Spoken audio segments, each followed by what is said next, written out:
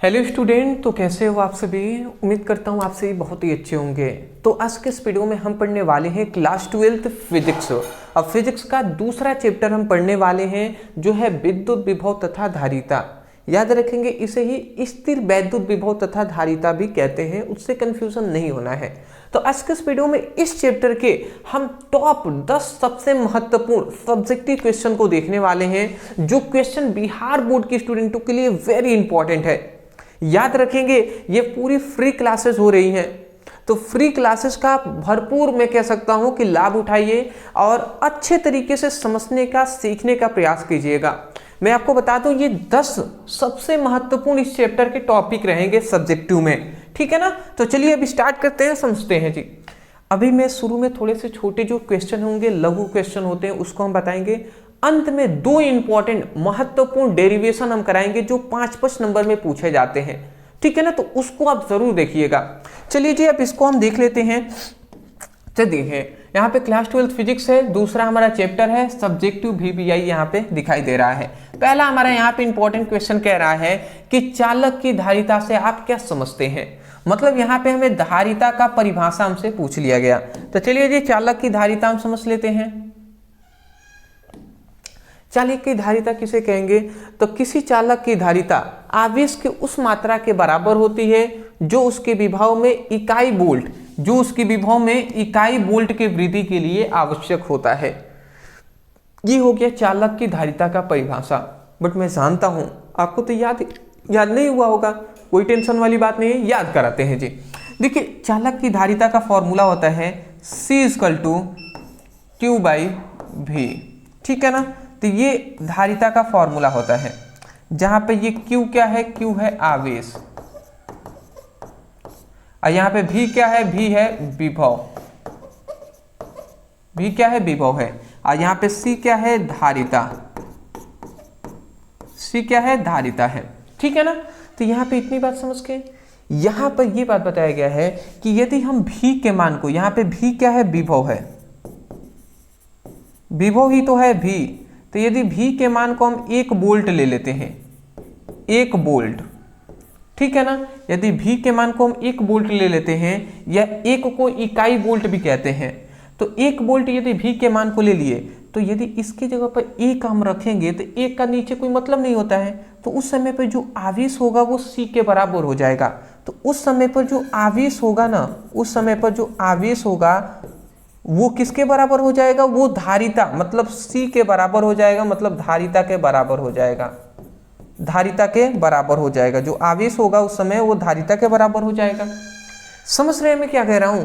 यदि V के मान को 1 वोल्ट ले लेते हैं, तो इसके जगह पर यदि 1 हम रखेंगे तो उस समय पे जो Q होगा वो C के बराबर हो जाएगा।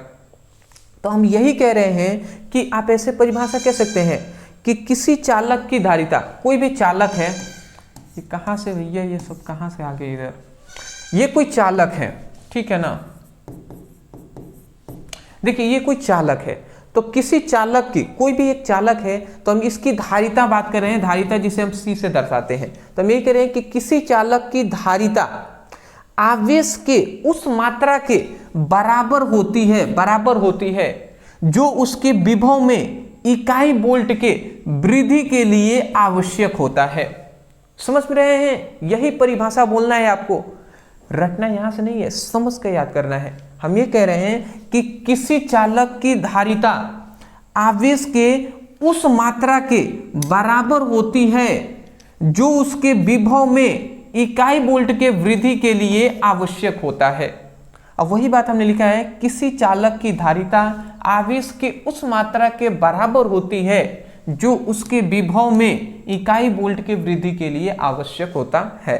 तो मैं आशा करता हूं परिभाषा यहां से नहीं बल्कि यहां से याद हो गया होगा कि किसी चालक की धारिता आवेश के उस मात्रा के बराबर होती है जो उसके विभव में इकाई वोल्ट की वृद्धि के लिए आवश्यक होता है, ठीक है ना। अगर मैं आपको अच्छे से समझाऊं ना, तो इतना आप समझ गए हैं। अगर मैं आपको अच्छे से ये परिभाषा समझाऊं, तो देखिए, मान लेते हैं ये कोई चालक है, समझिएगा।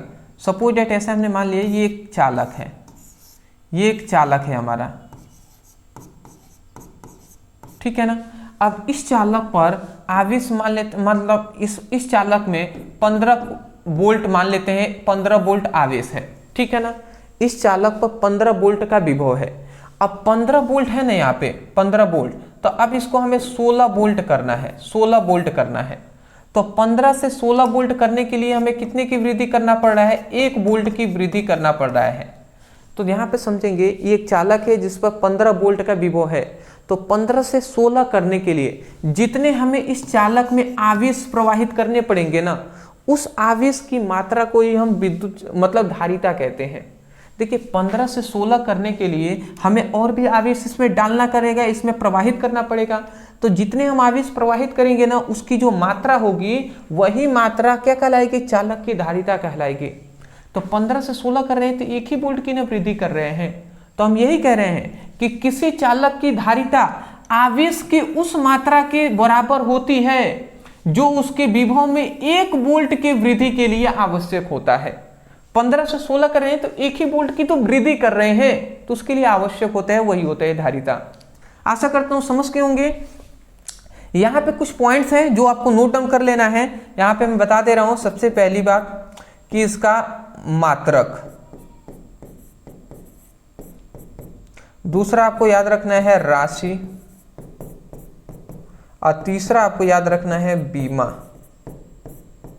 मात्रक इसका क्या हो जाएगा, मात्रक में आपको बताऊं तो इसका मात्रक आप याद रखेंगे फैराड, या फैराडे भी कहते हैं, फैराड भी कहते हैं, फैराडे भी कहते हैं, जिसे हम F से प्रदर्शित करते हैं, डिनोट कर देते हैं। दूसरा आप इसका मात्रक याद रखेंगे कूलाम प्रति वोल्ट, दूसरा आप याद रखेंगे कूलाम प्रति वोल्ट, ये आप दूसरा मात्रक याद रखेंगे कूलाम प्रति वोल्ट। और एक और आप याद रखें जो है फैराडे, जो कि हमने अभी आपको बताया है, ठीक है ना। तो ये दोनों मात्रक बहुत ही ज्यादा इंपॉर्टेंट है जी, ठीक है, ठीक है जी। यहाँ पे ये दो चीजें यहाँ पे बताएंगे हमें, ये मोस्टली मुझे याद है जहां तक ये अदिश राशि होती है, अदिश राशि, ठीक है ना। और यहां से इसका मात्रक आप निकाल सकते हैं, ठीक है। बीमीय सूत्र, आप इसका बीमीय सूत्र हमें बताएंगे, ठीक है ना। इसका बीमीय सूत्र क्या होता है ये आप हमें कमेंट सेक्शन में बताएंगे, मुझे अभी फिलहाल याद नहीं आ रहा है, ठीक है। अब मैं नहीं चाहता, मुझे जो मतलब मैं गेस तो कर सकता हूं, बट मैं नहीं चाहता कि आपको कोई गलत इन्फॉर्मेशन यहाँ पे प्रोवाइड किया जाए। तो बीमीय सूत्र आप बता देंगे या आप कहेंगे हमें, तो कमेंट सेक्शन में भी आप हमें बताइएगा, वहाँ पे मैं आपको रिप्लाई जरूर दूंगा कि हाँ ये सही है या गलत है। हालांकि मैं निकाल सकता हूँ अभी यहाँ से बीमीय सूत्र मात्रक से ही निकाला जाता है। जैसे कूलाम का हम निकालेंगे तो 80 निकल जाएगा, ठीक है ना, 80 यहाँ से निकल जाएगा। अब वोल्ट का निकालना चाहे तो V=W/Q होता है, W/Q होता है, तो वहाँ से निकाल सकते हैं, बट उस तरीके से थोड़ा टाइम लगेगा। तो आपको अगर बीमीय सूत्र निकालना सीखना है, बीमा निकालना सीखना है, तो हमने सिखाया हुआ है क्लास 11th में। आप लिखेंगे बीमीय सूत्र निकालना सीखे ब्रदर सर, इतना लिख के सर्च करेंगे तो हमारी वीडियो मिलेगी, वहाँ से आप सीख सकते हैं। बट हमें 10 टॉपिक कवर करने हैं एक छोटी सी वीडियो में, ज़्यादा लॉन्ग वीडियो भी हो जाएगी तो दिक्कत होगी, इसीलिए जी स्क्रीनशॉट ले लीजिए, आगे बढ़ेंगे। ठीक है जी। चलिए दूसरे हमारे क्वेश्चन पे आते हैं। दूसरा हमारा आता है कि सी धारिता वाले संधारित्र को भी विभव तक आवेशित किया गया है, ठीक है ना। तो इसकी विद्युत ऊर्जा क्या होगी, मतलब कह रहा है कि सी धारिता है, ठीक है ना, और उसको सी धारिता वाले संधारित्र को भी विभव से क्या किए हैं, आवेशित किए हैं, ठीक है, किया गया है। तो उसकी क्या होगी, इसकी यहाँ पे पूछा जा रहा है विद्युत ऊर्जा क्या होगी। तो उत्तर में हमने यहाँ पे क्या लिखा है, यदि किसी संधारित्र की धारिता C को भी विभव से आवेशित किया गया है, ठीक है ना, तो उसकी मान लेते हैं ये कोई संधारित्र है, ये सपोजिट ऐसे हमने मान लिया कि ये एक संधारित्र है, ठीक है ना। अब ये संधारित्र, इनके बीच की दूरी हमने मान लिया कि D है, ये हमारे एक प्लेट है, ये B प्लेट है, धातु के प्लेट होते हैं। इस पर मान लेते हैं हमने प्लस Q आवेश दिया हुआ है, तो इस पर धनात्मक आवेश, इसके बाहरी सतह पर ऋणात्मक आवेश, इसके इधर वाले पर धनात्मक आवेश, और इसको हमने पृथक्कृत कर दिया है, पृथ्वी से मतलब जोड़ दिया है इस तरीके से, जहां पर पृथ्वी का विभव होता है 0। तो ये हमारी टोटल अब ये कहलाएगी, ये हमारी क्या हो गई, संधारित्र। तो यहाँ पे ये कह रहा है कि यदि किसी संधारित्र की धारिता C हो, अब इस संधारित्र की जो धारिता है इसको हमने मान लिया संधारित्र की धारिता C, और इस पर जो विभव है उसको मान लिया हमने V, कि विभव क्या है, V है। तो भी से आवेशित किया गया है तो उसकी वैद्युत ऊर्जा क्या होगी, या वैद्युत स्थितिज ऊर्जा भी कह सकता है। तो वहां पे इसका फॉर्मूला जो होता है ना वैद्युत स्थितिज ऊर्जा, उसका ये होता है कि U equal to half Q square by C होता है। ये आप याद रखेंगे कि ये ऊर्जा का फॉर्मूला होता है उस समय U इक्वल टू हाफ 1/2 और क्यू स्क्वायर बाई सी होता है, इसको आप याद रखेंगे। सॉरी यहाँ पे आवेश, अच्छा नहीं, सी फॉर्म में हमने बता दिया है, आवेश फॉर्म में हमने बता दिया है यहाँ पे, सी फॉर्म में नहीं ना बताना था जी हमें, ना ना ना, ये भी फॉर्मूला 100% ये सही है, ठीक है ना, ये आप 100% सही है, बट इसके लिए ये नहीं होगा, ठीक है ना, ये इसके लिए नहीं होगा, क्योंकि यहाँ पे हमें सी और भी के फॉर्म में पूछा गया है। तो उस समय पर जो स्थितिज ऊर्जा होगा वो हाफ सी भी स्क्वायर हो जाएगा, ठीक है ना। तो ये हमारा हो जाएगा U equal to half C भी स्क्वायर, क्योंकि यहाँ पे हमें सी और भी के फॉर्म में पूछा गया है, मतलब धारिता और विभव के रूप में पूछा गया है, हमने वहाँ पे आवेश के रूप में बता दिया, तो वो नहीं होगा। जबकि विद्युत स्थिति मतलब स्थितिज ऊर्जा का ये भी फॉर्मूला होता है, वो भी होता है। तो इसको आप नोट कर लेंगे, U क्या है, स्थितिज ऊर्जा है, यहाँ पे हाफ को तो ये 1/2 एक आप बता सकते हैं एक नियतांक है, कांस्टेंट मान है। यहाँ पे सी क्या है, धारिता है, भी क्या है, विभव है, ठीक है ना। स्क्रीनशॉट आप ले लीजिए, आगे बढ़ते हैं। हाँ जी, ये सब क्वेश्चन पूछे गए हैं आपके बोर्ड एग्जाम में, मैं ऐसे ही नहीं बता रहा हूं, ये सभी पूछे गए एग्जाम में है। अगला कह रहे हैं संधारित्र की धारिता किन दो बातों पर निर्भर करती है। संधारित्र की जो धारिता होती है वो किन दो बातों पर निर्भर करती है, तो ये दो बातें आप याद रखेंगे। संधारित्र की धारिता निम्न दो बातों पर निर्भर करती है। पहले चालकों के पृष्ठीय क्षेत्रफल पर, यहाँ पे याद रखेंगे पृष्ठीय इस तरीके से लिखाता है, पृष्ठीय, ठीक है ना, टाइपिंग में थोड़ी इस तरीके से लिखा गया है, सुधार कर लेंगे, ठीक है ना, इसको सुधार कर लेंगे। तो चालक के पृष्ठीय क्षेत्रफल पर निर्भर करता है और चारों ओर के माध्यम पर, मतलब यहाँ पे ये बात है कि चालक के पृष्ठीय क्षेत्रफल, मतलब ये जो चालक है, समझिएगा, ये एक संधारित्र हम बना रहे हैं, तो ये जो संधारित्र है, ये जो चालक है, इसका पृष्ठीय क्षेत्रफल कितना है, मतलब इसकी जो मोटाई कितनी है, इसके पतला लिए हैं या मोटा लिए हैं, इसका इस पर निर्भर करता है। और दूसरी बात चालक मतलब चारों ओर के माध्यम पर, मतलब ये संधारित्र के चारों ओर कौन सा माध्यम है, मतलब इस संधारित्र को आपने जल में रखा है, वायु में रखा है, परावैद्युतांक किसी में पदार्थ में रख दिया है, कहाँ पर रखें, ये पर, ये दो चीजों पर निर्भर करती है जी। तो ये आप याद रखेंगे चालकों के पृष्ठीय क्षेत्रफल पर, और दूसरा याद रखेंगे चारों ओर के माध्यम पर, चारों ओर के माध्यम पर निर्भर करती है। आशा करता हूँ समझ के होंगे, 2 लाइन का क्वेश्चन है जी, आंसर है, आसान से आप याद कर सकते हैं। अगला हमारा चौथा यहाँ पे क्वेश्चन आता है कि आवेशों के पृष्ठीय घनत्व से क्या समझते हैं, इसका एसआई मात्रक लिखें। आवेशों के पृष्ठीय घनत्व, आवेशों का पृष्ठीय घनत्व का सिंपल सा परिभाषा होता है इकाई क्षेत्रफल वाले चालक तार में चालक तार पर उत्पन्न आवेश को आवेशों का पृष्ठीय घनत्व कहते हैं। मतलब आवेशों के पृष्ठीय घनत्व का फॉर्मूला होता है sigma equal to Q by A होता है, ये उनका फॉर्मूला होता है। संकेत रूप में हमने लिख दिया, या हम इसको पृष्ठीय क्षेत्रफल रूप में लिखें कि आवेश का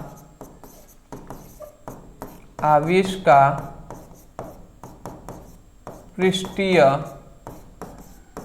क्षेत्रफल। तो आवेश का पृष्ठीय क्षेत्रफल इक्वल टू होता है आवेश बटे क्षेत्रफल, कुल आवेश बटे कुल क्षेत्रफल, ये हमारा आवेश का पृष्ठीय घनत्व का फॉर्मूला है। ठीक है जी, तो यहाँ पे देख सकते हैं इसको हमने संकेत रूप में यहाँ पे लिख दिया है और इसको अच्छे तरीके से हमने यहाँ पे एक्सप्लेन करके लिखा है। आवेशों के पृष्ठीय क्षेत्रफल को हम यहाँ पे लिखे, पृष्ठीय क्षेत्रफल नहीं पृष्ठीय घनत्व कहते हैं, ठीक है ना, आवेशों का पृष्ठीय घनत्व, सॉरी पृष्ठीय घनत्व, ओहो पृष्ठीय घनत्व। तो तो यहाँ पे आवेशों के पृष्ठीय घनत्व को याद रखेंगे, हम सिग्मा से प्रदर्शित करते हैं। ये Q क्या है, आवेश है, यहाँ पे E क्या है, क्षेत्रफल है। ठीक है ना, इतना आप समझ गए। यहाँ पे ये बात बताया जाता है, यदि ये क्षेत्रफल जो है, क्षेत्रफल, तो क्षेत्रफल जो A का मान है, यदि उसको हम इकाई 1 ले लेते हैं, एक मतलब इकाई, एक को इकाई कह सकते हैं, एकांक कह सकते हैं। तो यदि क्षेत्रफल के मान को यदि हम 1 ले लेते हैं, तो उस समय पे जो आवेश होगा ना, उस समय पे आवेश वो सिग्मा के बराबर हो जाएगा। उस समय पर जो आवेश होगा वो सिग्मा के बराबर हो जाएगा। उस समय पर जो आवेश होगा वो सिग्मा मतलब आवेश घनत्व के बराबर हो जाएगा, आवेश घनत्व के बराबर हो जाएगा। तो आप परिभाषा इतना आसानी से तरीके से इतना तो बोल ही सकते हैं। क्या बोल सकते हैं जी, कि इकाई मतलब ये कह सकते हैं कि इकाई क्षेत्रफल वाले चालक तार में उत्पन्न आवेश को आवेश घनत्व कहते हैं। मतलब एक चालक तार है ये, ठीक है ना, इसका जो क्षेत्रफल है ये एक चालक तार है, इसका क्षेत्रफल क्या है, A है। तो क्षेत्रफल का मतलब इसकी मोटाई A है। तो मोटाई यदि एक हो मतलब इकाई हो, तो वही मोटाई यदि 1 हो ना, तो वही कहा जा रहा है कि इकाई क्षेत्रफल वाले चालक तार में उत्पन्न आवेश को, इकाई क्षेत्रफल वाले चालक तार में उत्पन्न आवेश को ही हम आवेश घनत्व कहते हैं। तो बोल सकते हैं आप परिभाषा कि इकाई क्षेत्रफल वाले चालक तार में उत्पन्न आवेश को आवेश घनत्व कहते हैं। इतना लिखने के बाद परिभाषा ये आप लिख लेंगे, इकाई क्षेत्रफल वाले चालक तार में उत्पन्न आवेश को आवेश का पृष्ठीय घनत्व कहते हैं। इतना लिखने के बाद ये आप लिख लीजिएगा। यहाँ पे इसका मात्रक ओनली आप याद रख लीजिएगा, इसका मात्रक होता है कूलाम प्रति मीटर स्क्वायर। ये आप याद रखेंगे, मात्रक कूलाम प्रति मीटर स्क्वायर। आगे बढ़ते हैं, स्क्रीनशॉट आप ले लें। हाँ जी, अच्छी बात है। चलिए नेक्स्ट हमारा क्वेश्चन आता है पांचवा हमारा यहाँ पे क्वेश्चन आता है कि धातु को 9 सेमी त्रिज्या वाले गोले पर 4 × 10⁻⁻6 कूलाम आवेश दिया जाता है, तो चालक की आवेशों की स्थितिज ऊर्जा क्या होगी। अच्छा, यहाँ पे एक न्यूमेरिकल, ये आंकिक हमारा प्रश्न है, न्यूमेरिकल है, इसको आप सॉल्व करना है। ये देखिए क्वेश्चन पूछा गया है, चलिए हम सॉल्व करके दिखाते हैं। हल, सबसे पहले हमें ये देखना है कि यहाँ पे दिया क्या है। सबसे पहले एक धातु, एक गोले की त्रिज्या कह रहे हैं, धातु के 9 सेमी त्रिज्या वाले गोले, मतलब गोले की त्रिज्या दिया है। तो सबसे पहले यहाँ पे गोले की त्रिज्या, तो गोले की त्रिज्या मतलब कैपिटल R का मान दिया है, वो कितना दिया है जी, वो 9 सेमी दिया है। 9 सेमी मतलब 9 सेंटीमीटर दिया है, ठीक है ना। तो 9 सेंटीमीटर दिया है, इसको मीटर में अगर हम चेंज करें तो ये क्या हो जाएगा, 9 × 10⁻⁻2 हो जाएगा, और ये अब मीटर में हो गया। तो सबसे पहले त्रिज्या दिया था सेंटीमीटर में, तो उसको मीटर में हमने चेंज कर लिया, ठीक है जी, पहला हमारा हो गया। दूसरी बात कह रहा है कि गोले पर इतना कूलाम आवेश दिया जाता है, तो मतलब आवेश का मान दिया है। तो यहाँ पे हम लिख देते हैं गोले पर आवेश, तो गोले पर आवेश का मान दिया है वो Q = 4 × 10⁻⁻6 कूलाम दिया है। तो इतना कूलाम आवेश दिया है, 4 × 10⁻6 कूलाम का आवेश दिया गया है। हमसे पूछा जा रहा है कि आवेशों की स्थितिज ऊर्जा क्या होगी। तो स्थितिज ऊर्जा हम ज्ञात कर सकते हैं, फिलहाल उससे पहले हमें कुछ और चीजें ज्ञात करनी पड़ेगी। तो स्थितिज ऊर्जा ज्ञात करने के लिए सबसे पहले हमें ज्ञात करना पड़ेगा कि गोलीय चालक की धारिता, गोलीय चालक की धारिता, गोलीय चालक की धारिता का फॉर्मूला होता है C = 4πε0 × R होता है। तो यदि हम इसका मान पुटअप करके लिखें तो C = यहाँ पे 4πε0 है, याद रखेंगे इसका मान जो होता है 4 पाई एप्सिलॉन नॉट का वो कितना होता है जी 1/9 इंटू 10⁻⁹ होता है। और आर का जो मान है वो यहाँ पे दिया गया है 9 इंटू 10⁻⁻2 इतना दिया गया है। मैं आपको थोड़ा सा यहाँ पे बता देना चाहूँगा 1/4 पाई एप्सिलॉन नॉट का मान होता है 9 इंटू 10⁻⁹, ठीक है ना। तो ये आप फॉर्मूला याद रखेंगे। यदि यहाँ पे ओनली 4 पाई एप्सिलॉन नॉट है ना तो इसका मान होता है 9 इंटू 10⁻, यहाँ पे होता है 1/9 इंटू 10⁻9 होता है, ये इतना होता है। तो ये भी आप याद रखेंगे। यहाँ पे ये क्या है वायु या निर्वात की विद्युतशीलता है, तो म्यू नॉट एप्सिलॉन नॉट का मान होता है क्या होता है जी 8.85 इंटू 10⁻⁻12 होता है। तो ये तीनों चीजें, ये फर्स्ट सेकेंड और थर्ड, ये तीनों हमने मान बताया है, इसको आप नोट कर लीजिए। जैसे यहाँ पे 4 पाई एप्सिलॉन नॉट था, इसका मान हमें पता था तो हमने लिख दिया, आर का मान हमने यहाँ से लिख दिया है, ठीक है। इसको नोट कर लिए होंगे। चलिए मैं इरेज कर दे रहा हूँ। ये सब वैल्यू आपको पता होना चाहिए न्यूमेरिकल यदि आप लगाना है तो। थोड़ा सा कुछ ज़्यादा ही हो गया। चलिए अब इसको सॉल्व हम कर दें। देखिए अगर हम सॉल्व करते हैं तो यहाँ से ये 9 से ये 9 कैंसिल हो गया, कैंसिल हो गया ना। ये 10⁻⁻2 है, ये 1 में गुणा कराएगा तो ये क्या हो जाएगा 1 में तो गुणा कराएगा तो 10⁻⁻2 हो जाएगा। और नीचे क्या बचा, नीचे 10⁻9 बचा है तो ये 10⁻ हमने 9 लिख दिया है, ठीक है। यदि हम इसको आगे बढ़ा दें तो ये नीचे है, ऊपर जाएगा तो क्या होगा 10⁻2 है, और ये अगर ऊपर चल जाएगा तो 10⁻9 हो जाएगा। तो ये कितना हो जाएगा 10⁻, हर समान है तो घातों को जोड़ लेंगे, 9 2 11 -11 हो जाएगा। और ये क्या हो जाएगा फैराड हो जाएगा, या फैराडे भी हम कह सकते हैं। तो ये हमारा क्या हो जाएगा, ये हमारा मान हो गया जी। तो सबसे पहले हमने यहाँ पे क्या निकाला है, गोलीय चालक की धारिता का मान निकाला जो है C = 10⁻11 फैराड, ठीक है ना। बट हमें तो यहाँ पे कह रहा है कि चालक के आवेशों की स्थितिज ऊर्जा ज्ञात करने को, स्थितिज ऊर्जा ज्ञात करना है। तो स्थितिज ऊर्जा हमें ज्ञात करना है ना, तो सबसे पहले हमने यहाँ पर ये ज्ञात किया है धारिता। क्यों हमने ऐसा किया है, क्योंकि हमें पता था। अब देखिए हम ज्ञात कर पाएंगे चालक की स्थितिज ऊर्जा में ज्ञात करना है। तो अब लिखेंगे हम चालक, हम क्या लिखते हैं जी यहाँ पे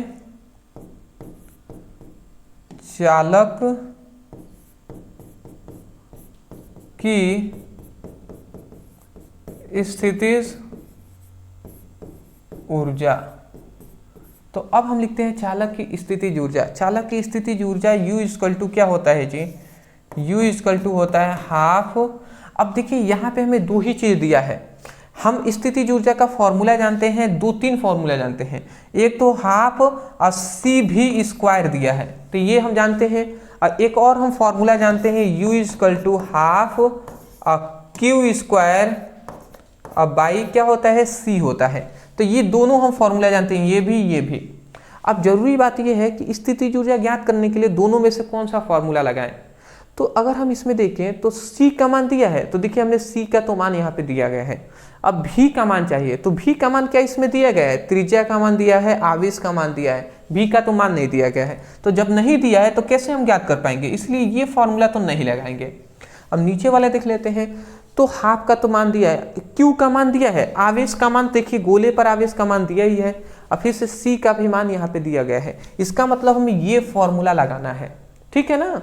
तो इस तरीके से फॉर्मूले को आपको डिसाइड करना होता है, ठीक है। तो स्थितिज ऊर्जा का ये हम फॉर्मूला लगा देते हैं, U = half Q² by C। मैंने इसलिए आपको बताया क्योंकि स्टूडेंटों का कंफ्यूजन हो जाता है कि सर अभी स्थितिज ऊर्जा का ये फॉर्मूला बताया तो ये क्यों नहीं, यही क्यों।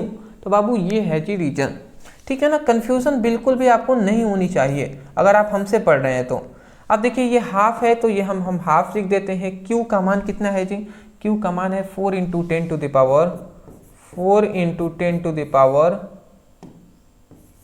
10⁻⁻6, और इसका होल स्क्वायर कर देंगे, होल स्क्वायर है तो। और उसके बाद यहाँ पे C का मान दिया है 10⁻11 -11, तो -11 हमने लिख दिया। अब इसको हम आगे सॉल्व कर लेते हैं। तो देखिए क्या होता है जी, अगर हम सॉल्व करें तो u इक्वल टू, ये हमारा हाफ हो गया, और उसके बाद 4 चौको 16 होता है, तो ये हम क्या लिख देंगे 16 लिख देंगे, या ये 10 टू द पावर 6 दूना 12 हो जाएगा, तो -12 लिख देंगे। और नीचे क्या है 10 टू द पावर 11 है, तो 10 टू द पावर -11 लिख देते हैं। अगर हम इसको आगे दे चलते हैं तो u इक्वल टू हाफ हो जाएगा, ये 16। अच्छा मैं आपको यहाँ पे बताना चाहूँगा, थोड़ा सा मैं यहाँ पे कट करूँगा, यहाँ पे देखिएगा 2 एकम में 2 और 2 8 16, मतलब 8 बार में एक थे, तो ये हमारा क्या हो जाए 8 बार में कैंसिल हो गया, तो u इक्वल टू क्या हो जाएगा जी, अब यहाँ पे ये 8 1 में गुणा करा लिया तो 8 हो गया, और ये 10 टू द पावर 12 है तो -12 ये हमने लिख दिया, ये 10 टू द पावर 11 है, ऊपर जाएगा तो 10 टू द पावर ओनली 11 हो जाएगा, माइनस है ऊपर जाएगा प्लस हो जाएगा, अब ये क्या हो जाएगा 8 हो जाएगा, अब 10 टू द पावर मतलब -12 में से 11 चला गया तो कितना बचेगा -1 बचेगा, तो ये -1 हमने लिख दिया। और ये क्या लिख देंगे जूल, क्या लिख देंगे जी जूल, और यही हमारा क्या हो जाएगा, यही हो गया स्थितिज ऊर्जा का वैल्यू जो है यहाँ पे आंसर, ये हमारा आंसर हो जाएगा 8 × 10 टू पावर -1 हो जाएगा, या इसी को 0.8 भी आप लिख सकते हैं, उससे कोई दिक्कत नहीं है। ठीक है, इसको आप कितना लिख सकते हैं, आप चाहें तो इसको u इक्वल टू 0.8 भी 8 जूल भी लिख सकते हैं, इससे आपको कंफ्यूजन नहीं होनी चाहिए, क्योंकि ये दोनों एक ही वैल्यू मतलब एक ही है। ठीक है ना, वही बात है जी। तो देखिए स्थितिज ऊर्जा का ये फॉर्मूला ये इस तरीके से निकला जी। तो ये स्टेप आपको पता होनी चाहिए कि कैसे, अब हमने आप पूछेंगे कि सर गोलीय चालक की धारिता आपने क्यों ज्ञात किया, क्योंकि हमारे दिमाग में ये फॉर्मूला था, और हम जानते थे जब तक धारिता का मान हमें नहीं पता चलेगा, धारिता का मान, तब तक हम इस फॉर्मूले के यूज करेंगे भी तो नहीं निकल पाएगा। तो इसीलिए पहले हमने धारिता का मान निकाला, आवेश का मान दिया गया था, तब इस पर लगाए तो निकला है। समझ रहे हैं ना, स्क्रीनशॉट। हाँ जी, थोड़ा सा हम फास्ट चलेंगे, अभी हमें ज़्यादा क्वेश्चन को देखना है। अगला आता है किन्हीं 2 कारकों को बताइए जो चालक की धारिता को प्रभावित करते हैं। यहाँ पे 2 कारकों को बताना है जो चालक की धारिता, याद रखेंगे यहाँ पे हमें कहा गया है चालक की धारिता को, संधारित्र की धारिता नहीं कहा है, चालक की धारिता। संधारित्र की धारिता कहता तो 2 चीजें, एक तो उसका क्षेत्रफल प्रभावित करता है, और दूसरा कि उसके चारों ओर के परावैद्युतांक, मतलब चारों ओर कौन सा पदार्थ भरा गया है ये निर्भर करता है, संधारित्र की धारिता को प्रभावित करता है। परंतु यहाँ पे संधारित्र ना कहकर चालक की धारिता कहा है, और चालक की धारिता 2 चीजों को प्रभावित करता है। चालक की धारिता को प्रभावित करने वाले कारक, अब वो कौन है जी, कि वस्तु की आकृति, उसकी आकृति कैसी है और उसकी बनावट जिसे हम आकार भी कहते हैं। तो वस्तु या चालक की आकृति और आकार 2 ऐसे कारक हैं जो चालक की धारिता को क्या करते हैं, प्रभावित करते हैं। समझ गए, मतलब इसकी आकृति और आकार, यही दोनों चीजें क्या करती हैं, चालक की धारिता को प्रभावित करती हैं। मैं आशा करता हूं कि आपको यह आसानी से समझ में आ गए होंगे, चालक की आकृति और आकार प्रभावित करते हैं। चलिए नेक्स्ट अब हमारा आता है यहाँ पे कि समांतर प्लेट संधारित्र में दूसरे प्लेट का क्या कार्य है, मतलब समांतर प्लेट संधारित्र में दूसरा प्लेट का क्या कार्य है। मैं आपको बता दूं समांतर प्लेट क्या होते हैं, तो यही है जी समांतर प्लेट संधारित्र। जैसे ये एक है, यहाँ पे एक हमने ले लिया, ये दोनों समांतर प्लेट है जी, बिल्कुल एक जैसे ही है, ये ए प्लेट मानते हैं, ये बी प्लेट मानते हैं। अब ये समांतर प्लेट है, इनके बीच की दूरी जो है वो डी है। ठीक है, अब इसमें हमने क्या किया, इसमें हमने प्लस क्यू आवेश इस तरीके से दिया गया है। तो जैसे हम प्लस क्यू आवेश देते हैं तो यहाँ पे धनात्मक आवेश उत्पन्न हो जाता है, यहाँ पर ऋणात्मक आवेश इसके जस्ट पास होने के कारण यहाँ पे ऋणात्मक आवेश उत्पन्न हो जाता है, यहाँ पे धनात्मक आवेश उत्पन्न हो जाता है। अब इसको हम क्या करते हैं, इस वाले को ना हम पृथक्कृत कर देते हैं, दूसरा जो प्लेट है इसको पृथ्वी के साथ हम पृथक्कृत कर देते हैं। ठीक है ना, जहाँ पर विभव का मान क्या होता है, 0 होता है। तो दूसरे प्लेट का यहाँ पे हमसे पूछा गया है समांतर प्लेट संधारित्र में दूसरे प्लेट का कार्य क्या है। ये टोटल समांतर प्लेट संधारित्र है, इसका ये जो दूसरा प्लेट है इसका कार्य क्या है। तो कार्य इसका यही है ना कि दूसरे प्लेट को हम पृथक्कृत कर देते हैं, मतलब पृथ्वी से जोड़ देते हैं, जिसके कारण ना आवेश इसमें कितना भी हम प्रवाहित अब कर सकते हैं, आवेश कितना भी प्रवाहित करेंगे तो भी यहाँ से प्रवाहित होता रहेगा, क्योंकि इसको पृथक्कृत कर दिया तो विभव का मान जहाँ पे शून्य होता है, तो जहाँ पर विभव का मान शून्य वहाँ पे आवेश का भी मान शून्य हो जाएगा। तो वही बात है जी। तो यहाँ पे यही बात लिखा गया है, समांतर प्लेट संधारित्र में दो धात्विक प्लेट होती हैं। क्या होती है? दो धात्विक प्लेट होती हैं। देख रहे हैं समांतर प्लेट संधारित्र में दो धात्विक प्लेट हैं, मतलब धातु की ये प्लेट है। फिर से कह रहा है जिसमें एक को आवेश दिया जाता है, जिसमें एक को आवेश देते हैं, जिसमें ए वाले प्लेट मतलब एक प्लेट को हम आवेश देते हैं, प्लस क्यू आवेश देते हैं, और दूसरे प्लेट को पृथ्वी से संबंधित किया जाता है। संबंधित मतलब दूसरे प्लेट को पृथ्वी के साथ जोड़ दिया जाता है। देख रहे हैं ना, जोड़ दिया गया है, ठीक है ना, जिससे संधारित्र की धारिता बढ़ जाती है, जिससे संधारित्र की धारिता बढ़ जाती है। अरे भैया, संधारित्र की धारिता का बढ़ने का मतलब है आवेश इसमें कितना भी प्रवाहित कर सकते हैं, क्योंकि C इक्वल टू क्या होता है? Q/V, मतलब C जो है वो समानुपाती है Q के। यदि आवेश का मान बढ़ेगा ना तो संधारित्र का भी मान बढ़ेगा, मतलब आवेश हम कितना भी प्रवाहित कर सकते हैं, इसका मतलब इसकी धारिता भी हम कितना भी प्रवाहित, धारिता भी कितना भी बढ़ सकता है, ठीक है ना। तो यही बात कहा गया है।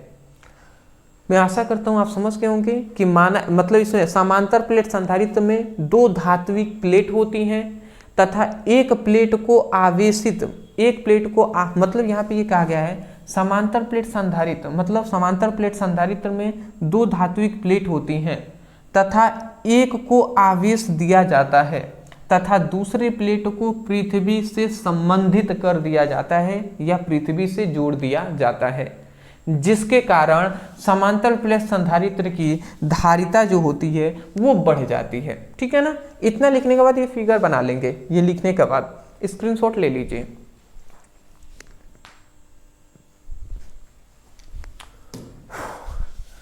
नेक्स्ट, अब यहाँ पे हमारा आता है समांतर प्लेट संधारित्र एक दूसरे का क्या प्रभाव, क्या कार्य है। समांतर प्लेट संधारित्र में देखिए ये क्वेश्चन शायद हमने रिपीट कर दिया ना, हाँ जी रिपीट हो गया है। ये तो क्वेश्चन अभी हमने बताया कि समांतर प्लेट संधारित्र में दूसरा प्लेट का क्या कार्य होता है, वो तो अभी देख लिया। ये 8 नंबर हमारा क्वेश्चन होता है। चलिए 8 नंबर को देख लेते हैं। 8 नंबर हमारा क्वेश्चन है, वायुमंडल विद्युत उदासीन नहीं होते हैं, समझाइए क्यों। वायुमंडल जो कह रहा है, वायुमंडल जो आसमान में ऊपर होते हैं वायुमंडल, वो विद्युत उदासीन नहीं होते हैं, मतलब वहां पे विद्युत धारा प्रवाहित हो सकता है। यहाँ पे कह रहा है विद्युत उदासीन नहीं होता है, मतलब विद्युत धारा वहां पे प्रवाहित नहीं होगा, ऐसा नहीं है। मतलब विद्युत उदासीन नहीं होते हैं, क्यों नहीं होते हैं ये हमें बताना है। ऐसा इसलिए ना कि जो वायुमंडल है हमारा, तो वायुमंडल में बहुत सारे कण पाए जाते हैं, मतलब बहुत सारे गैसें भी पाई जाएंगी, तत्व भी पाए जाएंगे, गैस भी पाए जाते हैं। और वहाँ पर क्या पाए जाते हैं, वहाँ पे छोटे छोटे कण भी पाए जाएंगे, पार्टिकल्स भी। जैसे गैसें में कार्बन डाइऑक्साइड पाए जाते हैं, नाइट्रोजन गैस, ऑक्सीजन गैस, ठीक है ना। इस तरीके से बहुत सारे गैस और कण पाए जाते हैं। तो जब क्या होता है, वो सभी कण वहाँ पे होते हैं वायुमंडल में, तो जब सूर्य के प्रकाश आते हैं ना, तो सूर्य का प्रकाश उनसे टकराता है, तो जब उन पे पड़ता है तो सूर्य के प्रकाश उनको क्या कर देता है, आयनीकृत कर देता है, मतलब आयनों में तोड़ देता है। किसी पर धनात्मक आयन आ जाता है, किसी पर ऋणायन आ जाता है, तो धनायन और ऋणायन मतलब आवेशित कर देता है। और जब वो आवेशित हो जाता है, आयनीकृत हो जाता है, जिससे क्या हो जाता है, वायुमंडल विद्युत उदासीन नहीं होता है। वायुमंडल क्या हो जाता है, विद्युत उदासीन इसी कारण नहीं होता है। तो यही बात हम यहाँ पे लिखे हुए हैं कि वायुमंडल में मुख्यतः नाइट्रोजन तथा ऑक्सीजन गैस होते हैं। वायुमंडल में क्या होंगे, नाइट्रोजन और ऑक्सीजन गैस मोस्टली होते हैं, परंतु कम मात्रा में, परंतु इनके अलावा अल्प मात्रा मतलब कम मात्रा में कार्बन डाइऑक्साइड, जल वाष्प, हाइड्रोकार्बन, सल्फर के यौगिक तथा धूल के कण होते हैं। मतलब नाइट्रोजन ऑक्सीजन के अलावा कार्बन डाइऑक्साइड भी होता है, जल वाष्प भी होता है, हाइड्रोकार्बन होता है, सल्फर के यौगिक होते हैं और धूल के कण भी होते हैं। तो होता क्या है कि सूर्य की किरणें इन कणों को से टकराकर, सूर्य की किरणें इन कणों से जब टकराती हैं तो टकराकर इन्हें आयनीकृत कर देती हैं। आयनीकृत मतलब आवेशित कर देती हैं। अतः वायुमंडल विद्युत उदासीन नहीं होता है। इसी कारण वायुमंडल जो है वो विद्युत उदासीन नहीं होता है, ठीक है ना। अगर विद्युत उदासीन होता तो आवेश उसमें प्रवाहित नहीं होता, विद्युत धारा उसमें प्रवाहित नहीं होती, बट ऐसा नहीं है, उसमें प्रवाहित हो सकता है जी, ठीक है ना। स्क्रीनशॉट लेंगे, ले लीजिए ले लीजिए, हाँ जी ले लिए ना। चलिए जी, अब आता है हमारा 9th नंबर क्वेश्चन कि ध्रुवी तथा अध्रुवी परावैद्युत से क्या समझते हैं। ध्रुवी परावैद्युत, ध्रुवी परावैद्युत किसे कहते हैं, फिर से अध्रुवी परावैद्युत किसे कहते हैं।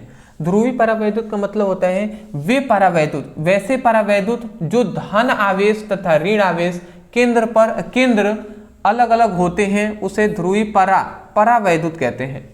मतलब ऐसे, मतलब कह रहा है ऐसे परावैद्युत, मान लेते हैं ये एक परावैद्युत है, सपोज डेट ऐसे हमने मान लिया कि ऐसे परावैद्युत जिसके ऐसे परावैद्युत जिसके धन आवेश, जिसके ये मान लेते हैं धन आवेश है और ऋण आवेश, और इसके जो ऋण आवेश है ये अलग अलग होते हैं।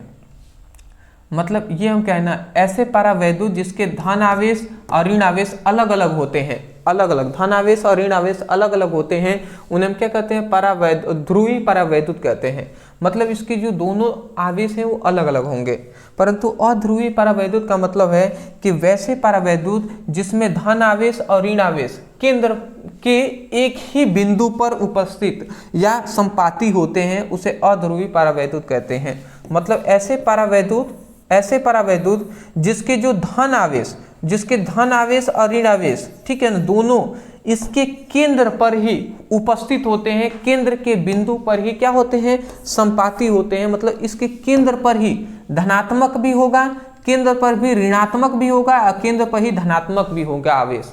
तो ये दोनों होते हैं, तो उसी को हम अध्रुवी परावैद्युत कहते हैं। मतलब अध्रुवी परावैद्युत में ना जो आवेश है वो अलग नहीं होते, एक ही जगह होते हैं। अध्रुवी में ना ये दोनों आवेश अलग अलग होते हैं। फिगर बनाने की कोई आवश्यकता नहीं है, दोनों को कंपैरिजन करके आप याद कर सकते हैं, ठीक है ना। चलिए अब यहां से ये दो हमारे इंपॉर्टेंट डेरिवेशन 11 हम यहाँ पे देखने वाले हैं, या 11 मोस्टली हम इंपॉर्टेंट टॉपिक देखने वाले हैं। यहाँ पे ये 5 नंबर का VBI टॉपिक हम पढ़ रहे हैं 5 मार्क्स। अब यहाँ से हम 5 मार्क्स वाला स्टार्ट हो रहा है। पहला हमारा है, इसके बाद एक और हम देखने वाले हैं। पहला क्या है जी, समांतर प्लेट संधारित्र की धारिता का व्यंजक प्राप्त करें।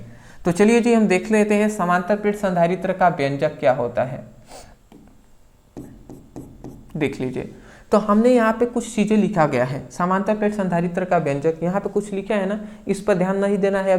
अभी मैं आपको बताऊंगा ना तो आपको समझ में आएगा। यहाँ पे सिग्मा, यहाँ पे माइनस सिग्मा रहेगा। चलिए मैं आपको बताता हूँ, ध्यान से समझेंगे।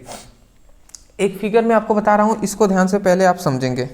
यहाँ पे दो, सबसे पहले यहाँ पे समांतर प्लेट हमसे कहा गया है, समांतर प्लेट संधारित्र। तो समांतर प्लेट हम यहाँ पे ले लेते हैं। सबसे पहले दो समांतर प्लेट हमने ले लिया यहाँ पे, ये देख लीजिए, दो हमने समांतर प्लेट ले लिया। एक है ए प्लेट और एक है बी प्लेट, ये दो समांतर प्लेट है, ठीक है ना। इनकी बीच की जो दूरी है ना वो डी है, ठीक है। ए और बी प्लेट, ए प्लेट पर हम क्या कर देते हैं, ए प्लेट को हम आवेश देते हैं, प्लस क्यू आवेश देते हैं। तो ए प्लेट पर क्या होता है, धनात्मक आवेश उत्पन्न हो जाता है। अब बी प्लेट पर, बी प्लेट के जो ये सिरा है इसके इस सिरे पर ऋणात्मक आवेश उत्पन्न हो जाता है, इसके इस सिरे पर धनात्मक आवेश उत्पन्न हो जाता है, ठीक है ना।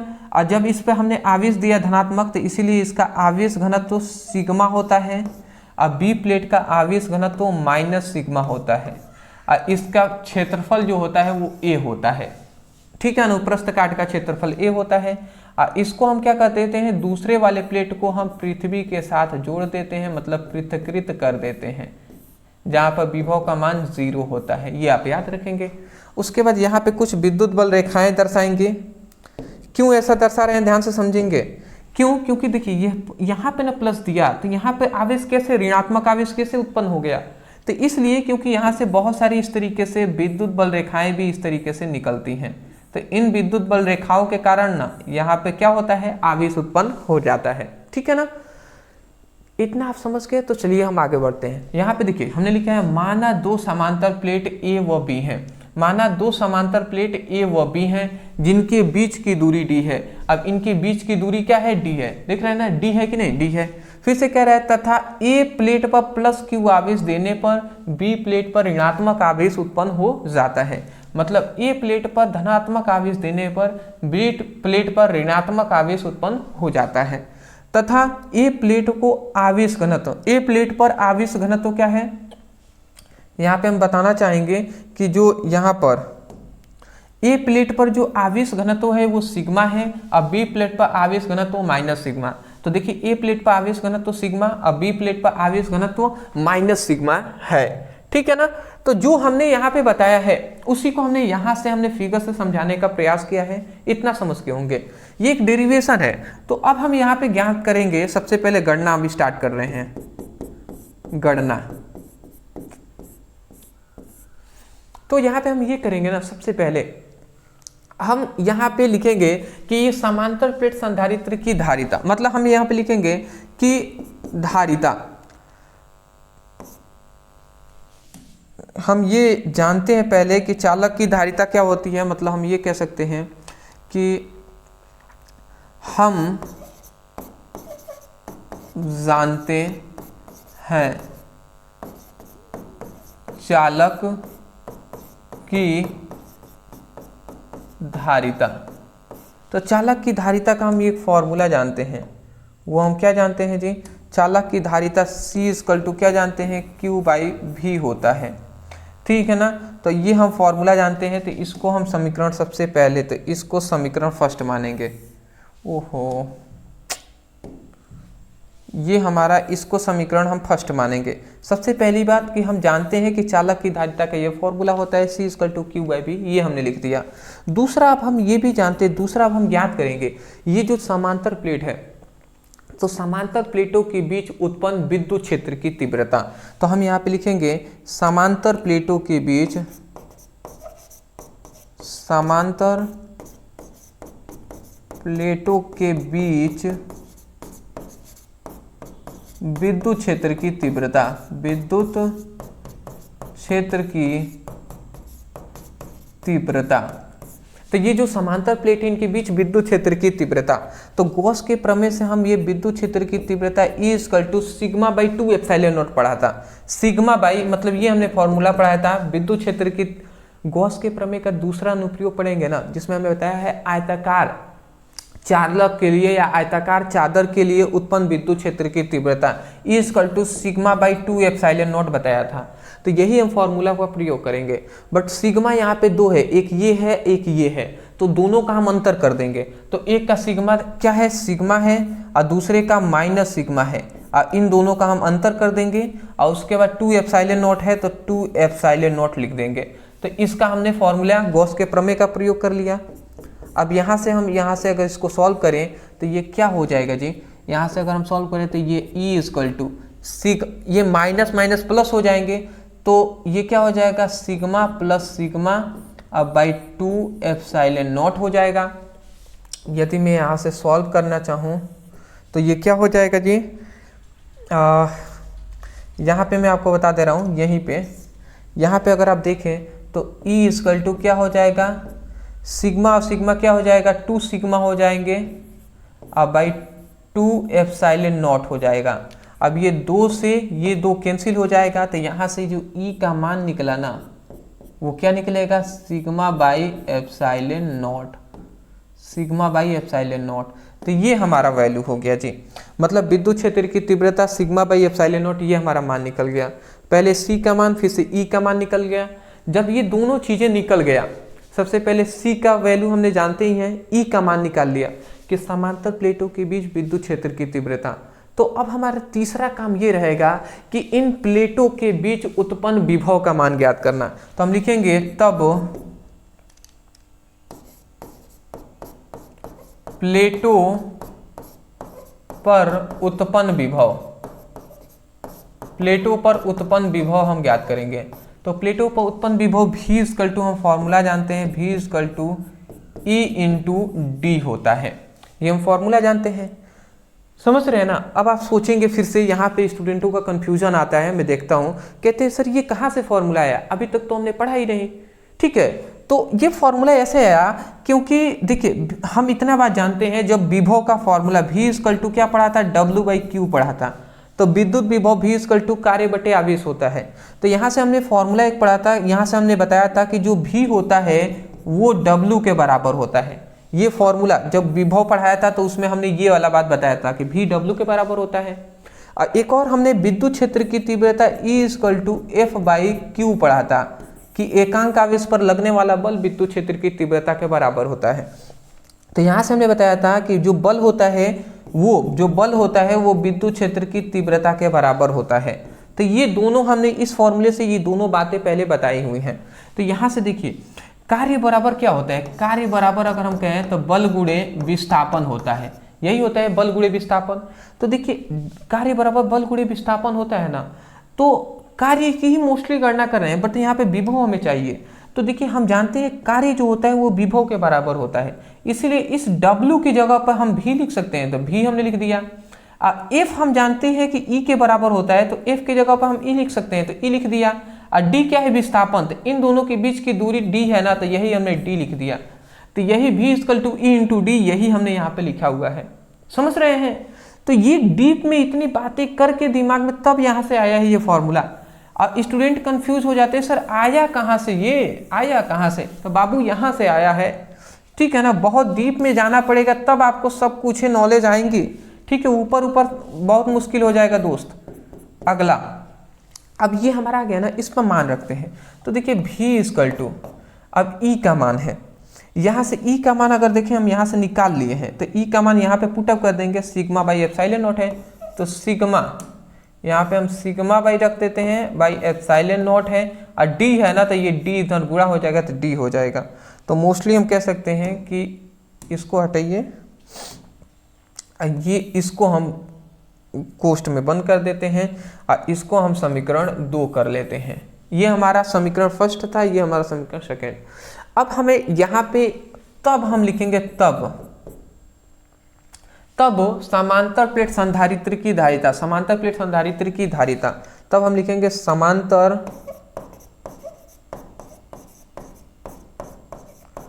प्लेट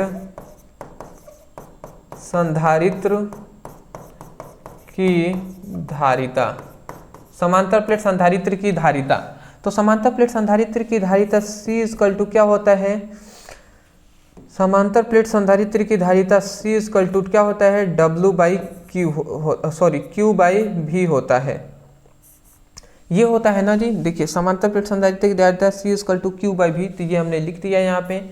अब इस पर हम मान रखेंगे, तो यदि हम मान रखते हैं तो ध्यान से अगर आप समझें तो आवेश बराबर हम जानते हैं फॉर्मूला होता है आवेश घनत्व गुणे उनके बीच का क्षेत्रफल, यही हम फॉर्मूला पढ़े हुए हैं, ये आप याद रखेंगे, ठीक है ना। ये साइड में मैं आपको बता दे रहा हूं कि आवेश का फॉर्मूला होता है आवेश घनत्व गुणे क्षेत्रफल, ये फॉर्मूला होता है, पहले से हम जानते हैं आवेशों का पृष्ठीय क्षेत्रफल का, पृष्ठीय घनत्व का।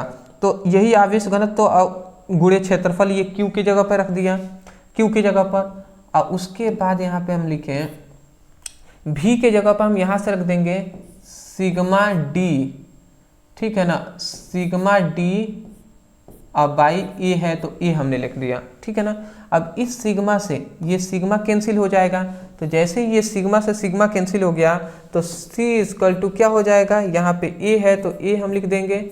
अब बटे नीचे क्या है, नीचे है D बाई क्या है,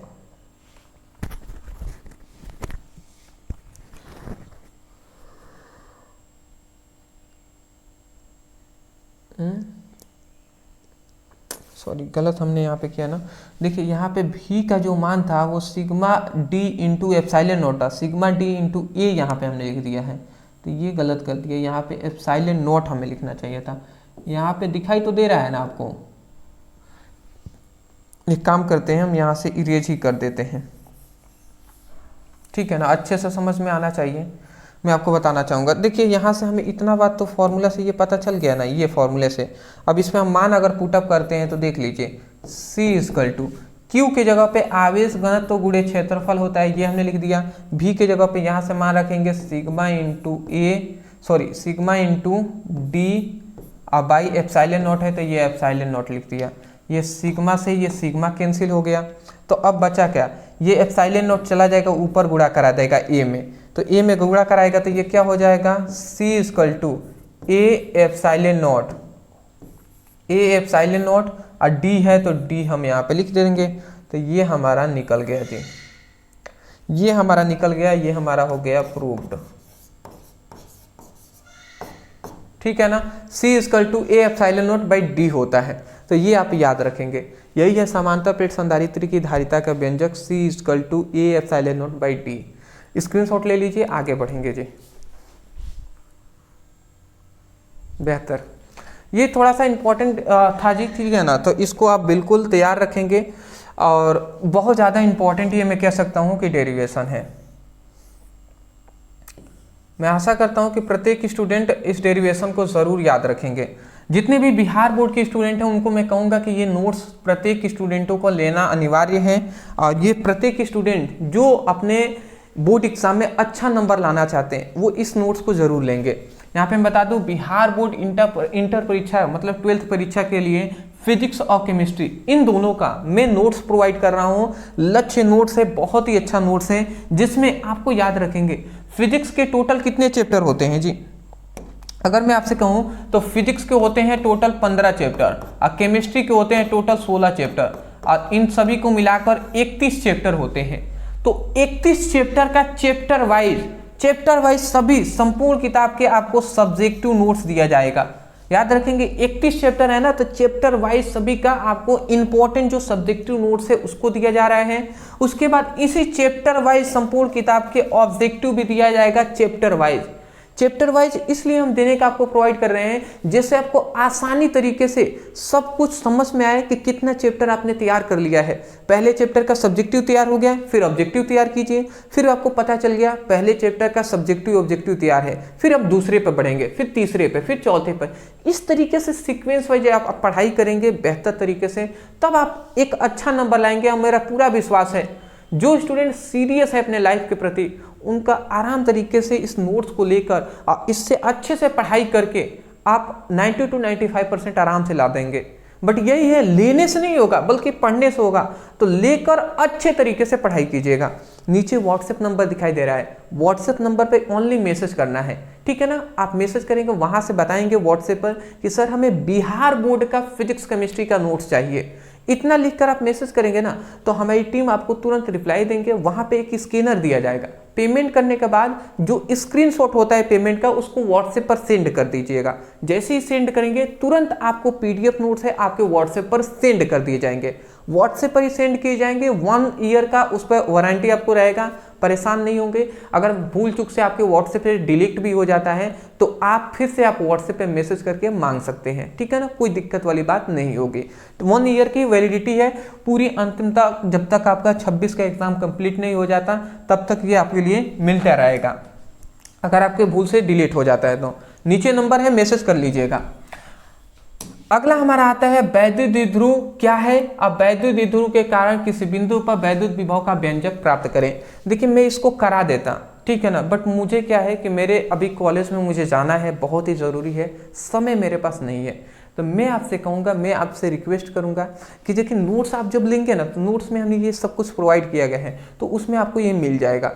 अगर फिलहाल अगर आप नोट्स मान लेते हैं कि नोट्स आप चाहते हैं बट चाहते हैं वीडियो से भी पढ़ाई करना, तो आपको क्या करना है, आप यूट्यूब पे लिखिएगा वैद्युत द्विध्रुव के कारण किसी बिंदु पर वैद्युत विभव का व्यंजक, इतना लिखकर अब ब्रदर सर लिखकर सर्च कर लीजिएगा। सर्च करेंगे तो हमारी वीडियो आपको मिल जाएगी और वहां से आप पढ़ाई कर सकते हैं। मेरा एक न्यू चैनल, मतलब हमारा ओल्ड चैनल है, ठीक है, जो जिस पर यूपी बोर्ड के student, MP board, Rajasthan, Jharkhand सभी बोर्ड के स्टूडेंट वहां पे पढ़ाई करते हैं। ब्रदर सर नाम से है, जिस पर 1 लाख से अधिक स्टूडेंट जुड़े हुए हैं। तो ये तो चैनल न्यू ओपन किया गया है आप सभी बिहार बोर्ड के स्टूडेंटों के लिए स्पेशली, तो इसलिए उस चैनल से भी आप जाकर इन सभी टॉपिक को सर्च करके भी आप पढ़ाई कर सकते हैं। बस टॉपिक का नाम लिखिएगा, अंत में चैनल का नाम लिखकर सर्च कीजिएगा, वीडियो मिल जाएगा। अदरवाइज मैं कहूँगा डिस्क्रिप्शन बॉक्स में यदि इससे पहला चैप्टर का सब्जेक्टिव नहीं पढ़े हैं तो आप जाइए, फिजिक्स सब्जेक्टिव के नाम से एक लिंक मिलेगा, उस पर क्लिक करके अपनी स्टडी कीजिए। फिजिक्स ऑब्जेक्टिव के भी नाम से लिंक मिल जाएगा, केमिस्ट्री सब्जेक्टिव ऑब्जेक्टिव के नाम से लिंक मिलेगा। तो क्लिक करके चैप्टर वाइज सीक्वेंस में पढ़ाई करते हुए चले, तो तो आशा करता हूँ आप समझ गए होंगे। Thank you so much for watching this video. हाँ, एक और बात कहूँगा, कमेंट सेक्शन में हमें ज़रूर बताइएगा कि वीडियो आपको कैसा लगा, समझ में तो आया ना। और दूसरी बात, चैनल पर नए होंगे चैनल को सब्सक्राइब कीजिएगा, जितना हो सके अपने दोस्तों के पास इस वीडियो को लिंक को शेयर कीजिएगा। Thank you.